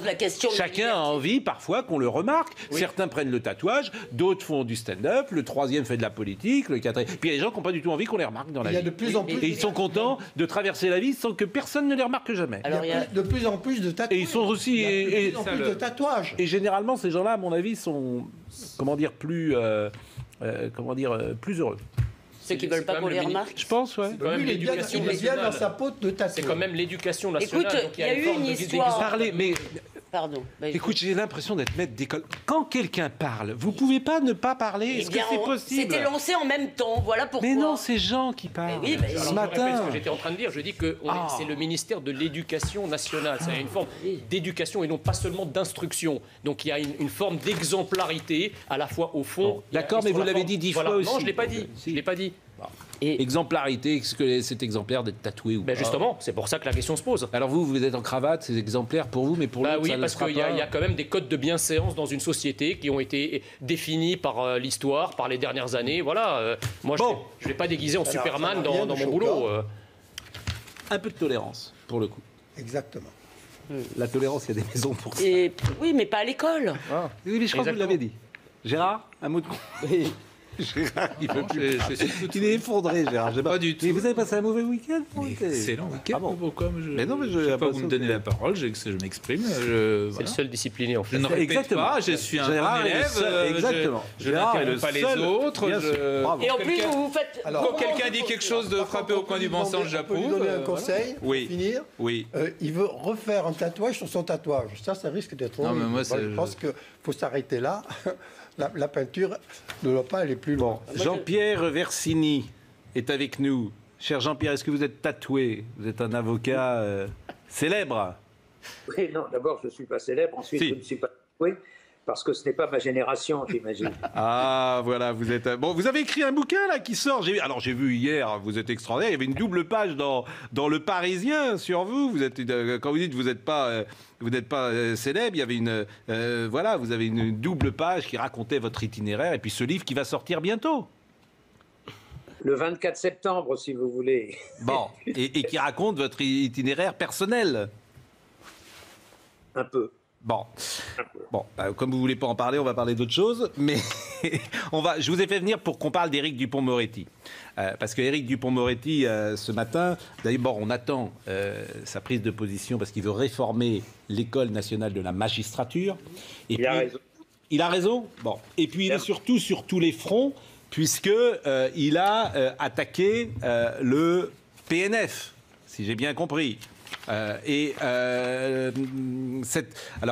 il a justifié plus exactement sa décision d'ouvrir une enquête administrative contre trois magistrats du parquet national financier, vivement critiqués par plusieurs syndicats au nom de la nécessaire responsabilité de la profession. Cette enquête vise l'ancienne chef du PNF, Éliane Houlette, qui est aujourd'hui retraitée, et 2 de ses subordonnés après un rapport de l'inspection générale de la justice qui a relevé des dysfonctionnements dans une enquête sur la taupe de Nicolas Sarkozy dans l'affaire des écoutes. Le PNF a été mis en cause pour avoir épluché les relevés téléphoniques des ténors du barreau, dont M. Dupond-Moretti, qui à l'époque avait porté plainte. Alors hier, il s'est exprimé sur France Info. Il a dit, pour justifier cela, il a dit ce sont des gens qui convoquent les Français tous les jours, qui leur demandent des comptes, qui exigent de la transparence et qui ne veulent pas répondre à un certain nombre de questions quand elles leur sont posées, mais on marche sur la tête, a-t-il dit, en parlant de ces magistrats. Et dès lors que cette inspection a été ordonnée, les tirs de barrage ont été mis en place, notamment par les syndicats de magistrats qui ont saisi le Conseil d'État en disant cette inspection est illégale. Bon, alors moi je vous pose la question. Il a contre lui aujourd'hui les 2 syndicats de magistrature. Il a contre lui le CSM, Conseil supérieur de la magistrature. Est-ce qu'il est en danger, Éric Dupond-Moretti, selon vous? Je voudrais d'abord préciser que je suis l'avocat, entre guillemets, donc le conseil de Madame Éliane Houlette, exactement, ancien procureur de la République financier. Par conséquent, je suis évidemment partial sur cette affaire. Ce qui nous a surpris, je parle de Madame Houlette, c'est qu'après que des enquêteurs du ministère aient déposé un rapport de 129 pages, au terme desquels ils n'ont pas souligné des dysfonctionnements susceptibles de provoquer un renvoi disciplinaire devant le Conseil supérieur de la magistrature, le ministre remonte sur le cheval, reprend les mêmes et en quelque sorte leur dit de faire cette fois, de refaire leur copie et de faire cette fois un rapport à charge. Alors sur la forme et sur le principe, ça paraît tout à fait singulier. J'ai entendu le ministre hier, j'ai entendu un avocat. Il me semble que M. Dupond-Moretti n'est pas encore passé de l'argumentaire d'avocat à celui de ministre en exercice. Et par conséquent, il a soulevé des points polémiques qui sont agaçants. Sauf que le rapport est hallucinant. Ceux qui ont lu le rapport disent que ce rapport est proprement hallucinant sur le fonctionnement de ces 3 magistrats. C'est tout à fait inexact. Bah oui, bah ça je comprends. Vous avez dit que vous êtes partial. Donc je comprends que vous disiez ça, vous défendez Madame Houlette. Mais bon, je comprends que vous ne l'ayez pas lu. Je voudrais préciser que le parquet national financier est probablement l'organisation étatique qui a le plus rapporté à l'État. Quand elle fait ses comptes, elle a rapporté à l'État 9 milliards de condamnations. Ce qui n'a rien à voir avec l'affaire qui nous occupe. Je sais bien, mais je tenais que ça soit indiqué tout de même, parce qu'il semble qu'il y ait une campagne contre le parquet national financier. Il me semble qu'il y a assez peu d'avocats qui sont contre le parquet national financier. Mais ça, c'est autre chose. Mais tous les avocats, vous n'aviez pas été épluchés dans les fadettes, visiblement, mais tous vos confrères qui sont des ténors, lorsque le PNF a été mis en cause pour avoir épluché les relevés téléphoniques, M. Dupond-Moretti, mais il y avait également M. Temim, etc., il y avait également Thierry Herzog, tous avaient trouvé que c'était proprement scandaleux. Alors, je ne qualifierais pas ça de scandaleux, c'est fort désagréable. La question est de savoir si c'est légal ou pas. Il semble que ce le soit encore. Il faut sans doute changer la loi, il faut chaque fois améliorer les choses, mais spécifiquement, à partir du moment où ce n'est pas légal, illégal, on est dans une situation où le ministre, le garde des Sceaux, ministre de la Justice, quelques jours avant d'être nommé à cette fonction, a déposé une plainte pénale pour violation, je pense, de son intimité. Il a renoncé à cette plainte et nous avons le sentiment assez désagréable qu'en qualité tel Maître Jacques avec son bonnet de cuisinier ou sa toque de cocher ou l'inverse, il reprend en qualité de ministre. J'entends bien, Monsieur Versini, mais pour terminer, moi, ce qui m'étonne là-dedans, c'est que les magistrats, ils me font bien rire, pour tout vous dire. C'est qu'au nom de quoi un magistrat refuse de répondre à des questions? C'est ça qui me fascine, moi, dans cette affaire. C'est-à-dire que Madame Houlette, elle a refusé, c'est ça, de répondre aux questions de l'IGJ au motif que son enquête était, à ses yeux, illégale. C'est-à-dire que les magistrats, ils veulent interroger le monde entier, mais quand ça les concerne, eux, d'ailleurs, aucun magistrat n'a jamais été condamné, que je sache. L'affaire Outreau, on a vu comment ça s'est terminé. Le juge a fait absolument n'importe quoi, il est toujours dans la magistrature. Donc permettez-nous quand même de faire quelques petites remarques sur la magistrature française et que Madame Houlette, qu'elle aille répondre. Alors vous êtes son avocat, mais qu'elle aille répondre, puisque si moi je suis convoqué par un magistrat, je dois y aller. Mais vous me permettez de répondre. Vous me dites de quel droit? Du fait qu'il n'est pas possible à un organe administratif, selon Madame Houlette et son avocat, il n'est pas possible à un organe administratif de porter un jugement, entre guillemets, à l'égard d'un acte juridictionnel. Il n'est pas compétent. C'est un problème de principe de séparation des pouvoirs entre l'autorité administrative et l'autorité... Donc l'inspection générale de la justice ne sert à rien. Elle sert absolument à rien. C'est-à-dire que vous avez... Parce qu'ils ne sont jamais contrôlés. L'inspection générale de la justice, c'est-à-dire que les policiers sont contrôlés, mais les magistrats ne sont jamais contrôlés. Ils sont au-dessus des lois. Ils sont au-dessus des lois. C'est bien. Ordinaire, alors. Ils ne se substituent pas aux organes réguliers des procédures pénales. Il n'est pas un organe régulier. Mais alors, qui contrôle les magistrats? Personne.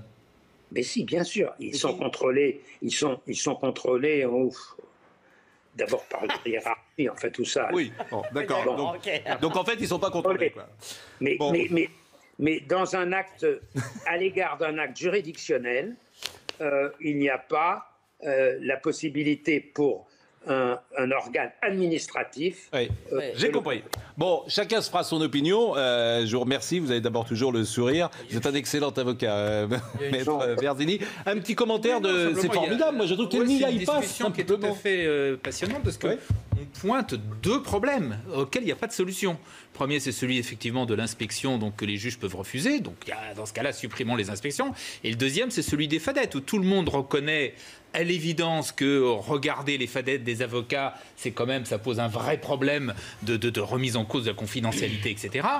Et il n'y a pas de... c'est ça qui est... Parce que là, c'est-à-dire qu'on pointe deux problèmes en disant, bah oui, mais... Mais forcément, puisque ce sont eux qui décident que ce qu'ils font est légal.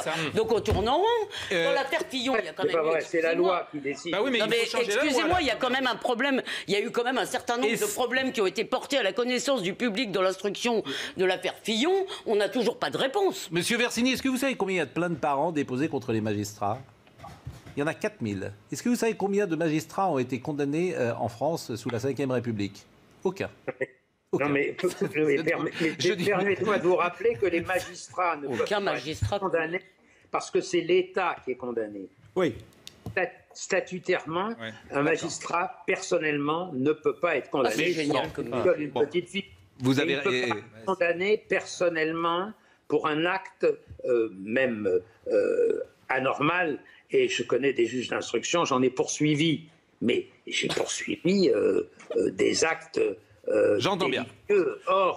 Non mais là, ça m'a amusé qu'elle ne veuille pas répondre simplement aux questions de l'IGJ, mais j'ai compris que cette inspection générale de la justice ne servait à rien, qu'il fallait finalement... Quand je pense au tollé qui avait été fait en 2017 parce que Marine Le Pen, candidate à la présidence, ne s'était pas présentée, on l'avait qualifiée de tous les noms en disant elle fuit, etc. Eh ben, elle a encore, respecte la règle que tu édictes, c'est le premier principe du droit. Quand on convoque les gens, eh bien, il faut accepter de se faire convoquer. Alors sur Dupond-Moretti, je crois que l'initiation de ce processus est une petite vengeance par rapport à ce que lui-même a subi, notamment le relevé et les fadettes. Mais sur le principe, moi, ça ne me choque pas que des magistrats rendent compte de leur action, surtout le parquet national financier, dont on sait pertinemment qu'il peut être téléguidé par le pouvoir politique. Ce n'est pas du tout scandaleux aux yeux du citoyen lambda, eh bien, qu'il rende aussi des comptes devant les juridictions. Jacques Séguéla. Moi, je veux simplement saluer le courage de Dupond-Moretti. enfin un ministre qui bouge, qui dit ce qu'il pense, qui va au fond des problèmes. Ça nous manquait. Et qui se soit mis à dos les syndicats de magistrats, finalement, ça plaide plutôt en sa faveur. Hashtag HDPro, vous pouvez donner votre avis. C'est Dominique Deriveri qui semble bien connaître cela et qui dit, ahurissant, l'avocat de Madame Houlette précise qu'un organe administratif n'a pas enquêté sur un magistrat, donc l'inspection générale de la justice ne sert à rien. On ne peut pas contrôler un juge ou un procureur. On a vu avec le juge Burgot dans l'affaire Outreau, j'en ai parlé tout à l'heure. Merci, maître du Versini. Merci. Merci. Merci de vous être levé aussitôt. Je sais que vous nous regardez régulièrement. Vous nous regardez plutôt dans votre lit à cette heure-là, parce que vous êtes un homme qui veille très très tard, jusqu'à 3h ou 4h du matin. J'ai lu le livre, et qui se lève et qui commence. C'est merveilleux la vie que vous avez, puisque vous ouvrez votre cabinet pas avant midi 13h. Bon, votre chemise est très belle. C'est un polo. Bon, dites-moi un petit mot sur, parce qu'on attend à 11h, Éric Dupond-Moretti va proposer de réformer l'ENM, vieux serpent de mer, qui est accusé parfois de tous les maux. S'il y a un problème dans la magistrature, il est probable que c'est dans leur formation aussi qu'il y a un problème. Donc je ne le connais pas. Dans la formation, je ne sais pas, parce qu'on fait le même procès à l'ENA finalement. Enfin, toutes ces grandes écoles qui forment à la fois les hauts fonctionnaires, les magistrats, etc. Je ne pense pas, en l'occurrence, que le problème soit organique. Il n'est pas lié au contenant, il est lié au contenu. À l'idéologie. Voilà, c'est ça. Bien former des magistrats. Voilà, l'ENM et l'ENA, il y a 30 ou 40 ans, formaient d'excellents magistrats, d'excellents hauts fonctionnaires. Réformer, ça veut dire réformer les programmes, peut-être. Oui, non, parce que pour l'ENA, par exemple, on veut la supprimer, vous voyez. Donc moi, je me méfie quand on parle de réforme, c'est souvent pour supprimer, pour couper. Vous avez fait l'ENA, vous Jean, vous avez fait? Moi, j'ai fait l'ENA, oui. Quelle promotion vous êtes? Romain Gary, 2005. Ah, c'est bien. Je n'ai pas une seule goutte de sang français, mais la France coule dans mes veines, disait Romain Gary. Et qui était dans votre promotion? Mathias Fekl, qui est un ministre de l'Intérieur qui a succédé à Cazeneuve. Et donc il y a quand même des gens, à part vous, il y a des gens qui ont réussi. Je ne sais pas si j'ai réussi, mais en tout cas... Non, justement. Alors, il faut quand même rappeler que les énarques qui font de la politique sont un pourcentage infime. Depuis 44-45, je crois que c'est 2 ou 3% des hauts fonctionnaires qui font de la politique. Tout le reste, ce sont des gens qui servent dans les administrations d'État ou même dans les collectivités territoriales. Mais les politiques qui viennent de l'ENA ne sont pas un pourcentage totalement... Alors, on peut le prendre dans ce sens-là. Mais ce que je veux dire, c'est que les institutions, c'est une chose. Le contenu idéologique et le contenu de la formation en sont une autre. C'est pas parce qu'une école ne donne pas satisfaction qu'il faut la supprimer. Sur l'ENM, par exemple, vous voulez dire un mot, Gérard Leclerc? Non, je suis pas... La comparaison avec l'ENA n'est pas tout à fait bonne. Parce que justement, comme vous venez de le dire, l'ENA forme des gens qui ensuite vont faire des carrières dans différents domaines et très différentes. Alors que le problème de l'ENM, c'est que ce sont donc des magistrats, c'est une école qui ne forme que des magistrats. Or, il y a, en tout cas, certains le disent, un problème dans cette formation, dans cette fermeture des magistrats qui font que pour être magistrat, il faut être passé par l'ENM, alors qu'on pourrait peut-être penser ouvrir, et ça ferait du bien. Il y a des tours extérieurs quand même. Non, c'est pas exact. Il y a des tours extérieurs. Ça sera à 11h. On attend pour en parler, pour tout vous dire. Externe, etc. Enfin, bien sûr, c'est pas la majorité, mais ça existe. On va attendre 11h et les réformes de Éric Dupond-Moretti qui tiendra une conférence de presse. Parmi les petites informations que je voulais vous montrer, Sandra Muller, c'est la jeune femme qui est à l'origine de Balance ton port. Vous le savez, qui avait fait un tweet. Aujourd'hui, elle vit d'ailleurs aux États-Unis. Et elle a fait un tweet en fin de journée, hier, que je voulais vous soumettre. La vieille Badinter, elle parle d'Elisabeth Badinter, j'en peux plus. Et je ne parle pas de l'âge, mais de sa pensée. Voilà ce qu'a dit Sandra Muller, qui d'ailleurs, dans son procès, a été condamnée. Elle a été condamnée lourdement même. Elle a été condamnée envers le port zéro, comme on l'a appelé, puisqu'il a subi quand même beaucoup de conséquences négatives. Éric Brion, voilà. Qu'on avait reçu sur ce plateau, d'ailleurs. Non mais écoutez, là quand même, je trouve qu'elle montre... ce néo-féminisme montre son vrai visage, en réalité. 23h22 hier, 20 septembre, et comme elle habite aux États-Unis, c'est pour ça que c'était un petit peu tard d'ailleurs. Et franchement, j'aimerais savoir qui, de Sandra Muller ou d'Elisabeth Badinter, a fait avancer la cause des femmes dans ce pays. Alors, qu'elle n'ait même pas cette décence... C'est vraiment, mais je suis outrée qu'elle ose s'exprimer comme ça, et je pense que ça devrait lui interdire l'accès, si vous voulez, à la parole publique, quoi. On ne parle pas comme ça d'Elisabeth Badinter, qui est une femme non seulement très intelligente, mais très courageuse, qui se lève pour Charlie, qui s'est levée depuis le début.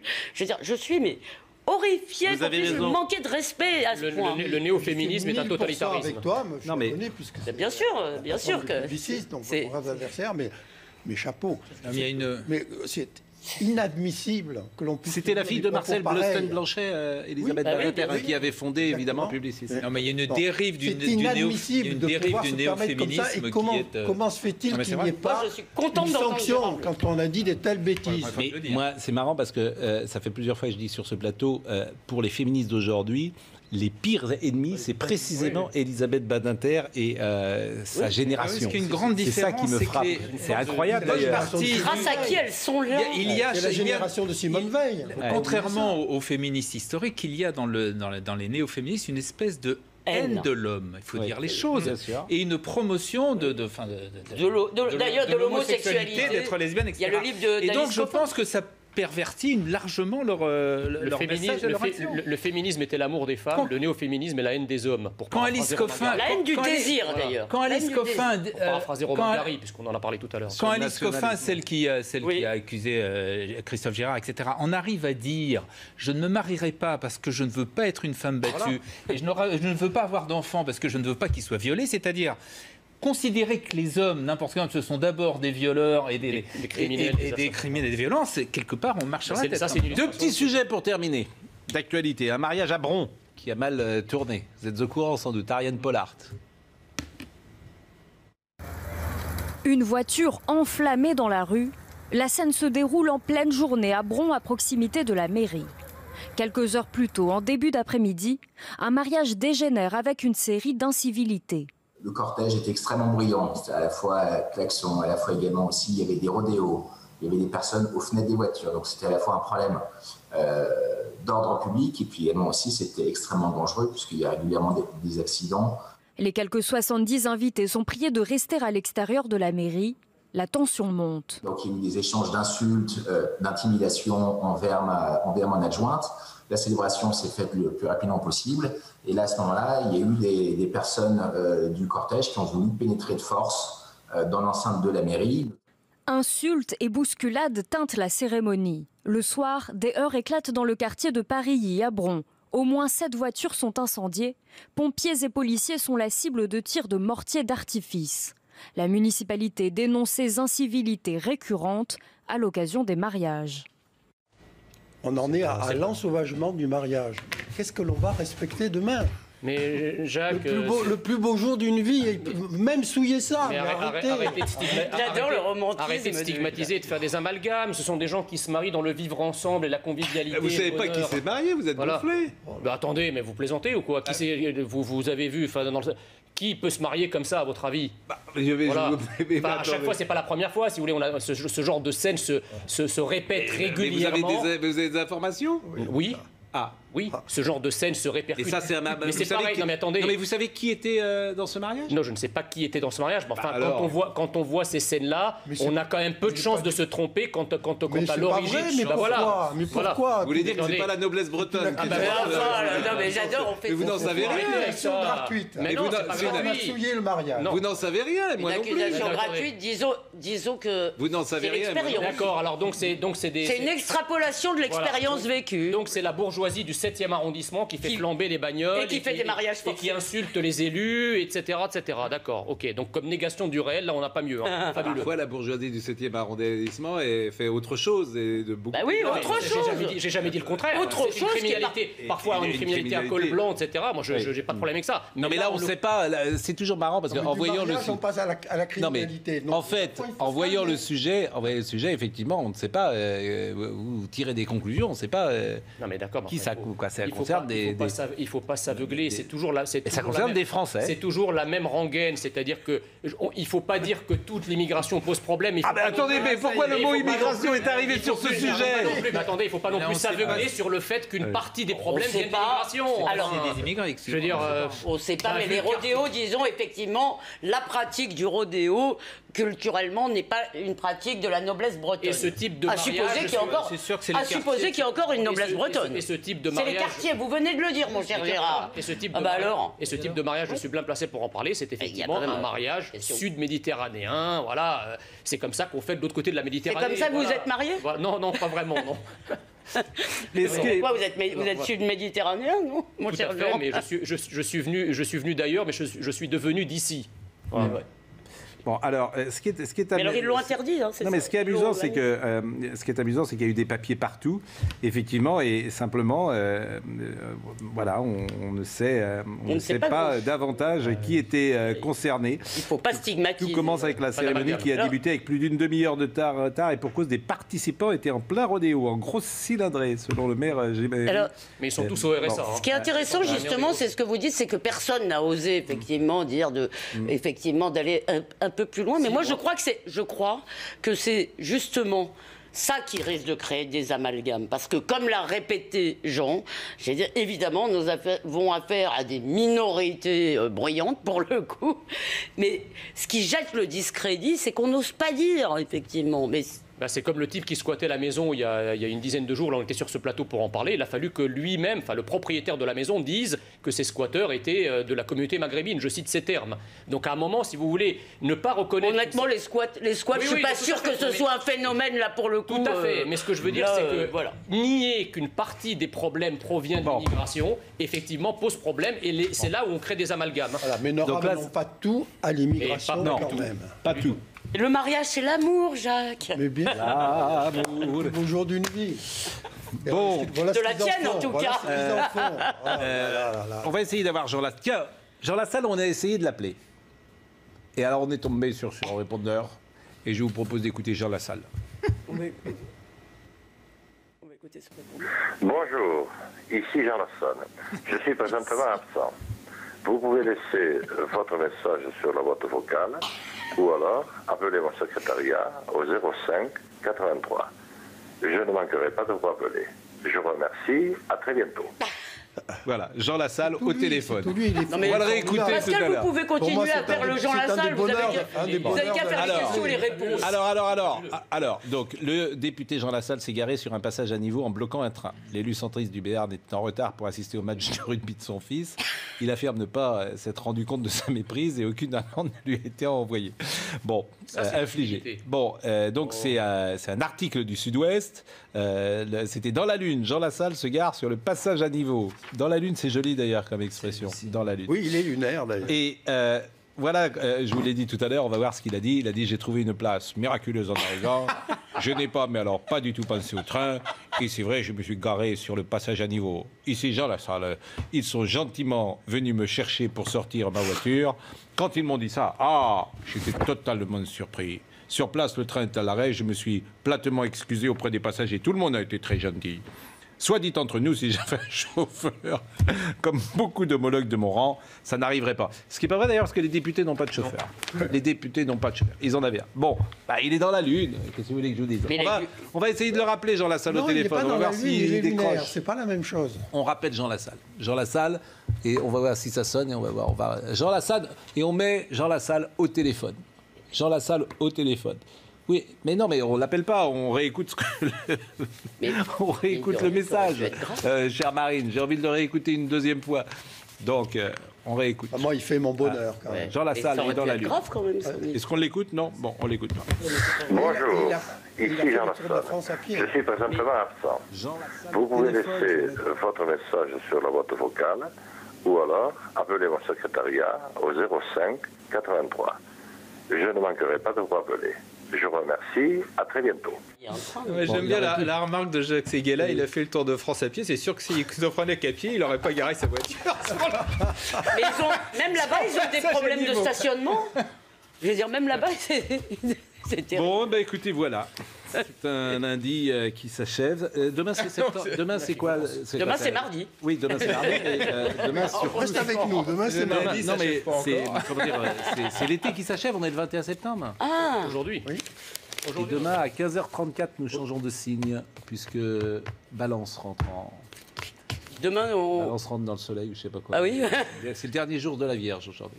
Je voulais vous le dire. Voilà. Mais... C'est le début de l'automne. C'est le début de l'automne.